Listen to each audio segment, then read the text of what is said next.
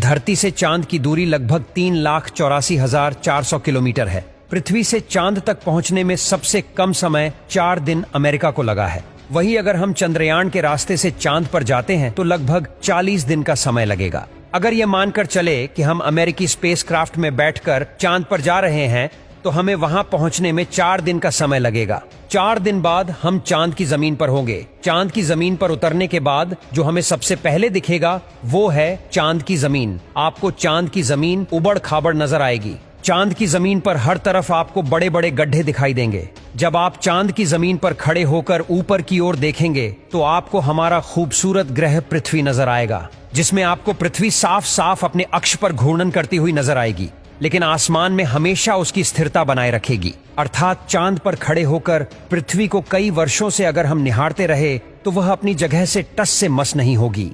चांद का गुरुत्वाकर्षण पृथ्वी के मुकाबले 6 गुना कम है, यानी चांद की जमीन पर जाने के बाद हमारा वजन 6 गुना कम हो जाएगा। यदि पृथ्वी पर आपका वजन 60 किलो है तो चांद की सरफेस पर आपका वजन केवल 10 किलो ही रह जाएगा। यानी चांद की जमीन पर उतरने के बाद आप अपने आप को काफी हल्का महसूस कर रहे होंगे। आप इधर उधर आसानी से उछल पाएंगे।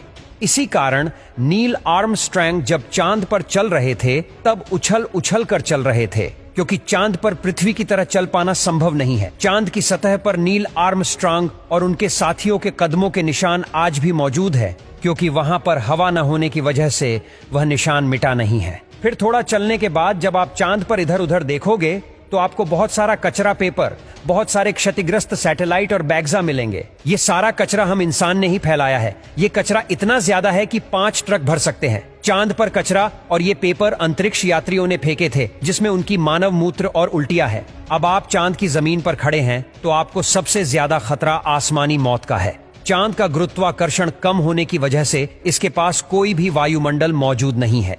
वायुमंडल की नामौजूदगी के कारण वहां पर रहने वालों के लिए उल्का पिंड से मरने का खतरा लगातार बना रहता है। यानी आप चांद पर खड़े हैं और पता नहीं कब एक बड़ा पत्थर आसमान से गिरकर आएगा और आपकी मौत वहीं पर हो जाएगी। यही वजह है कि पृथ्वी से देखने पर जो चांद पर काले धब्बे दिखाई देते हैं, असल में वे धब्बे नहीं, गड्ढे हैं, जहां पर सूर्य की रोशनी नहीं पहुंच पाने की वजह से वो धब्बे नजर आते हैं। सूर्य के बाद आसमान में सबसे ज्यादा चमकने वाली अगर कोई चीज है तो वो है चंद्रमा। जब हम पृथ्वी से आसमान की तरफ देखते हैं तो हमें नीला दिखाई देता है, लेकिन जब चांद से आसमान की तरफ देखेंगे तो हमें नीला नहीं बल्कि काला दिखाई देगा। यानी आप जब भी ऊपर आसमान की तरफ देखेंगे तो आपको लगेगा कि आप काले आसमान की दुनिया में आ गए हैं। अब चांद पर खड़े होकर आप बहुत बोरिंग फील कर रहे हैं और हम मजाक नहीं कर रहे।